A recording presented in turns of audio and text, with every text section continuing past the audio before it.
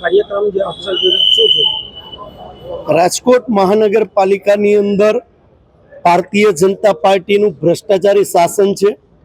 આ ભ્રષ્ટાચારી શાસનની અંદર અનેક વખત પ્રજાનો ટેક્સનો પૈસો, પરસેવાનો પૈસો, ભ્રષ્ટાચારીની એક નગરી કહી શકાય એ રીતે મહાનગરપાલિકાના સત્તાધારી લોકો અને કર્મચારી દ્વારા આ પૈસો ક્યાંક ને ક્યાંક ઉડવી જાય છે।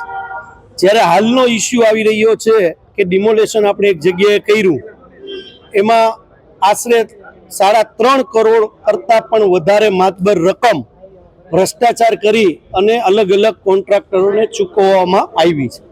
અમુક બિલો પેન્ડિંગ રાખવામાં આવ્યા છે। પણ દુઃખ સાથે કહેવું પડે કે ગઈકાલે મેયર શ્રી, ભારતીય જનતા પાર્ટીના પ્રમુખ, રાજકોટ શહેર અને રાજકોટ મ્યુનિસિપાલિટી કમિશનર શ્રી દ્વારા ચોથી જાગીરને સામે રાખીને એક પ્રેસ કોન્ફરન્સનું આયોજન કરવામાં આવ્યું। એ પ્રેસ કોન્ફરન્સની અંદર માત્ર ચોથી જાગીર જે પ્રશ્નોના જવાબ માંગતી હતી એ પણ ક્યાંય દેવામાં ન આવ્યા। એ આપ બધા પણ જાણો છો। માત્ર ને માત્ર ખાલી પ્રેસ વાર્તામાં મેયરશ્રી હોય કે મ્યુનિસિપાલિટી કમિશનર શ્રીએ કે તપાસ કમિટી રચશું, આના સિવાય બીજો એક પણ શબ્દ બોલ્યા નથી।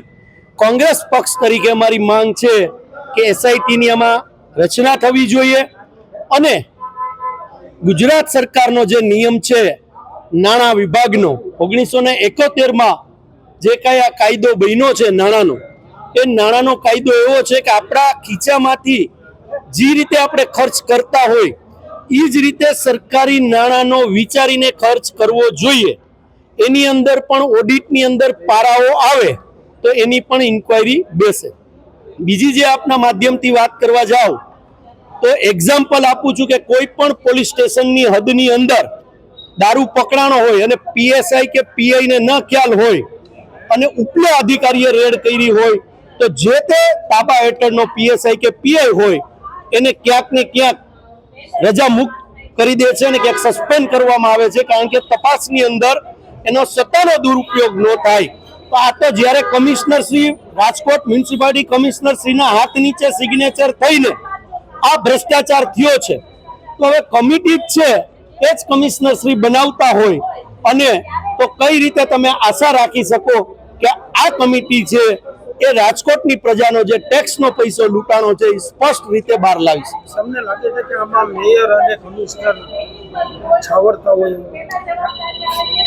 ખાસ કરીને નવી બોડી જે આવી છે, આપના માધ્યમથી કહું છું, ભારતીય જનતા પાર્ટીના મેયર હોય, સ્ટેન્ડિંગ કમિટીના ચેરમેન હોય કે ડેપ્યુટી મેયર હોય, શરૂઆતમાં આપણને એવું લાગી રહ્યું હતું કે પ્રજાનો ટેક્સનો અને પરસેવાનો પૈસો નૈતિકતાથી આ લોકો બચાવવા માટે કાર્યરત છે। પણ ગઈકાલની પ્રેસ કોન્ફરન્સ જતા એવું લાગ્યું કે ભારતીય જનતા પાર્ટી ભ્રષ્ટાચારી શાસન દ્વારા આ નૈતિકતા વાળા જે પદાધિકારીઓ છે એમને પણ ક્યાંક રોકવામાં આવ્યા હોય એવું કાલની પ્રેસ વાર્તા તરફ જણાઈ આવે છે।